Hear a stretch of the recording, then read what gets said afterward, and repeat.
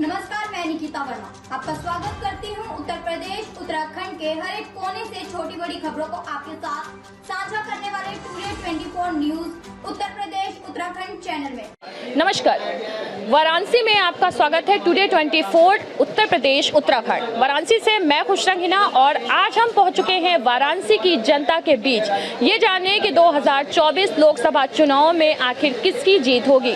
वाराणसी एक ऐसी सीट है या उत्तर प्रदेश में ये एक ऐसी सीट है जहां पर कांटे की टक्कर हो रही है, जहां एक तरफ भाजपा के प्रधानमंत्री मोदी तीसरी बार फिर से संसदीय चुनाव लड़ने के लिए उतर चुके हैं, तो वही एक बार फिर उनके सामने खड़े हैं इंडिया गठबंधन के अजय राय। कांटे का टक्कर है 2014, 2019 और अब 2024 में भी इन दोनों की भिड़ंत देखने वाली होगी। अब ये देखना होगा कि वाराणसी की जनता किसके साथ है, क्या कुछ इनकी तैयारियां हैं इंडिया अलायंस की, और इसी को जानने के लिए आज हम पहुंच चुके हैं इंडियन अलायंस के ही एक नेता के पास, जिनको समाजवादी पार्टी के द्वारा सम्मानित किया गया है राष्ट्रीय महासचिव के रूप में, जिनका नाम है आदिल खान। लोकसभा चुनाव से ठीक पहले सपा ने खेला दाव, हो सकता है बीजेपी को नुकसान। दाल मंडी के आदिल खान बने समाजवादी राष्ट्रीय स्तर का पदाधिकारी।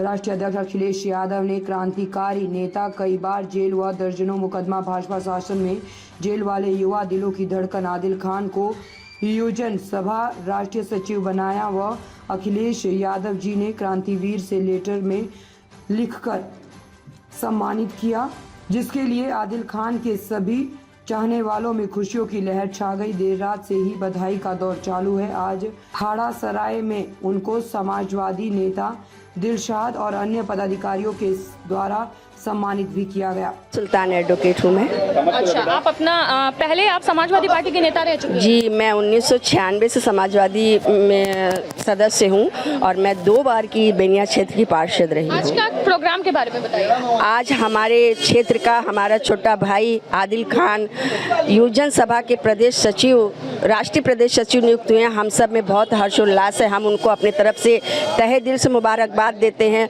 और उनकी कामयाबी की ऊपर वाले से दुआ करते हैं कि वो इसी तरह आगे बढ़ें और बढ़ते रहें और हम सब का मान सम्मान बढ़ाएं। और उसके साथ ही ये भी उम्मीद करते हैं कि समाजवादी पार्टी को आगे ले जाने का भी काम ये करेंगे, नौजवानों को जोड़ने का काम करेंगे। कार्यकर्ता जो समाजवादी पार्टी के उनको सम्मानित कर उनका भी प्रोत्साहन करेंगे। बहुत बहुत धन्यवाद।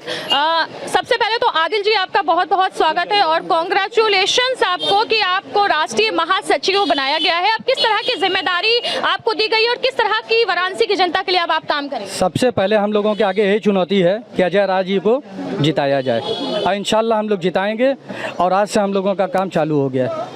क्या लगता है कि इंडिया अलायंस कितनी मजबूत है? समाजवादी पार्टी और कांग्रेस को मिलजुल कर जो इंडिया अलायंस बनी हुई है वो कितनी मजबूत है भारतीय जनता पार्टी के सामने? अब बता दे रहा हूँ मैं, इतना मजबूत, एक मिनट, गठबंधन हमारा इतना मजबूत है। आप देख रहे हैं कि समाजवादी पार्टी का एक वर्कर बोल रहा है अजय राय को जिताना है, तो समझ जाइए कि समाजवादी पार्टी जमीन में कितनी मजबूत है। आपको एक गली में एक समाजवादी पार्टी का वर्कर मिल जाएगा और कोई समस्या होती है, वो थाने की समस्या हो, नगर निगम की समस्या हो, या विकास प्राधिकरण की समस्या हो, या बिजली विभाग की समस्या हो, समाजवादी पार्टी का एक वर्कर आपको आधी रात में जब बुलाने का काम करेंगे तो आपको वर्कर मिल जाएगा। भारतीय जनता पार्टी के यहाँ से आप आए हैं, आपको वर्कर नहीं मिलेगा, कोई खोजने से वर्कर नहीं मिलेगा। ऐसी हॉट शीट मानी जाती है, चुनाव 2024 का सबकी नजरें इसी पर टिकी हुई हैं, तो ये ऐसी सीट है जिसमें सभी देखने को लगे हुए हैं कि पीएम मोदी यहाँ से संसदीय 2 बार जीत चुके हैं और तीसरी बार फिर से प्रत्याशी हैं। और यहाँ पर अजय राय जी जो उनके सामने खड़े हैं वो भी 2014, 2019 में उनके सामने आए थे, लेकिन वो जीत नहीं पाए थे। तो 2024 में किस तरह से जीत पाएंगे? आपने देखा कि 2014 में भी अजय राय थे मोदी को रोकने के लिए, 2019 में भी मोदी को रोकने के लिए अजय राय थे और 2024 में भी अजय राय मोदी को रोकने के लिए जा रहे हैं। तो इसलिए इस बार इतिहास रचने अजय राय जी जा रहे हैं। नरेंद्र मोदी जी भारी मतों से हारने जा रहे हैं। अजय राय जी बनारस के सांसद होने जा रहे हैं 2024 में। अजय राय वो योद्धा है जो पीठ पिछा के भागने वाला नहीं है। अजय राय को रात को भी आप बुलाएंगे, वो बनारस का बेटा है, काशी का लाल है। आप आधी रात को बुलाएंगे तो अजय राय के दुख और दर्द में शामिल रहने वाला। मोदी कहते हैं माँ गंगा ने मुझे बुलाया है, मैं माँ गंगा का बेटा हूँ। ये कहने तो जुमला ही तो बोल लेते 15 लाख रुपया देंगे, 15 लाख दिया, माँ बेटा माँ की गंगा की ऐसी दुर्दशा हो गई। पहले कह रहे हैं जीतेंगे तो आरक्षण हटाएंगे, आरक्षण हटाएंगे। ये तो संविधान बदलने जा रहे हैं। हमारे महबूब नेता अखिलेश यादव जी कह रहे हैं ये संविधान बदलने जा रहे हैं। ये कि पार्टी बरगला रही है जनता को, हम कोई संविधान नहीं बदलने जा रहे, हम परिवर्तन करने जा रहे हैं। पूरा ये परिवर्तन होने जा रहा है। नरेंद्र मोदी की सरकार जाने जा रही है, जनता ने मन मिजाज बना लिया, परिवर्तन होने जा रहा है, इंडिया गठबंधन की सरकार बनने जा रही है। चलिए वो तो 4 जून को पता चलेगा। आप लोग को क्या लगता है कि इंडिया गठबंधन कितनी मजबूत है भारतीय जनता पार्टी के सामने? इंडिया का गठबंधन जो है बहुत मजबूत है, और जिस तरह से आज देश के लोग देख रहे हैं मोदी सरकार को, वो नकारने का काम करेंगे गठबंधन वाले लोग मिलके। वाराणसी की जनता को बदलाव चाहिए कि नहीं? एकदम बदलाव चाहिए, बिल्कुल बदलाव चाहिए। इस बार जो इलेक्शन होगा, अब मैं थोड़ा पब्लिक से भी बात करना चाहूंगी, इस बार जो इलेक्शन होगा उसका जो मेन मुद्दा होगा वो क्या होगा? इलेक्शन में जब आप वोट डालने जाएंगे दादा, तो किस मुद्दे पे डालने जाएंगे? महंगाई बेरोजगारी मुद्दे पर डालेंगे, जो इन्होंने नकारा है मोदी सरकार ने। बेरोजगारी बहुत ज़्यादा बढ़ गई, महंगाई बढ़ी है, इन सारे मुद्दों पर हम देखना चाहते हैं। बढ़ गई महंगाई बढ़ी है, इन सारे मुद्दों पर हम देखना चाहते हैं। और ये भाजपा सरकार, मोदी जी या अमित शाह, जो भी लोग हैं, महंगाई मुद्दे पर कोई बात नहीं करते, नौकरी मुद्दे पर, बेरोजगारी पर कोई बात नहीं की है।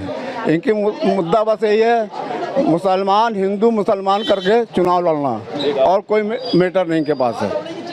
आपने देखा होगा मुसलमानों को गौ मांस के नाम पर जिन्होंने उत्पीड़न किया।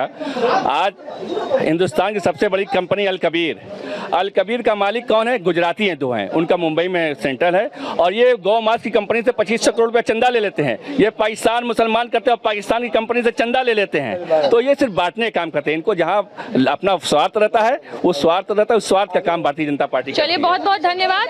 तो ये थे आदिल खान साहब, और इनको अब से समाजवादी पार्टी के राष्ट्रीय सचिव बनाया गया है, और इन लोगों ने पूरा दमखम के साथ इलेक्शन जीतने की पूरी तैयारी कर ली है और कमर कस ली है।